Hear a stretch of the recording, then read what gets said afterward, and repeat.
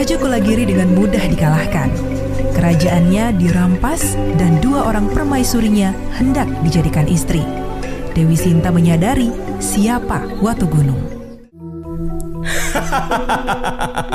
Kamu pikir aku percaya dengan kata-katamu? Permaisuri yang cantik, aku tidak punya orang tua. Kalaupun ibuku masih hidup, kulitnya pasti sudah keriput. Baiklah, aku akan buktikan kalau kamu itu adalah anakku. Izinkan aku melihat tanda itu di kepalamu.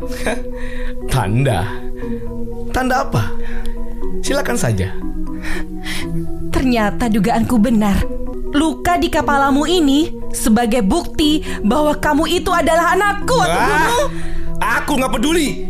Kalian tetap akan kujadikan istri. Baiklah, tapi dengan satu syarat. Katakan, apa syaratnya? Aku ingin kamu menjadikan istri Dewa Wisnu sebagai istrimu terlebih dahulu. Jika kamu berhasil, aku dan Dewi Landep bersedia jadi istrimu.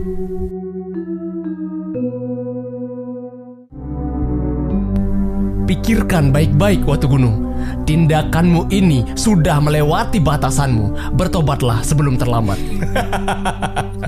Serahkan saja istrimu. Atau jangan-jangan kamu takut berhadapan denganku? Hah? Kamu manusia yang angkuh dan sombong. Kamu mengundang kematianmu sendiri, Watu Gunung. Rasakan ini. Hiya!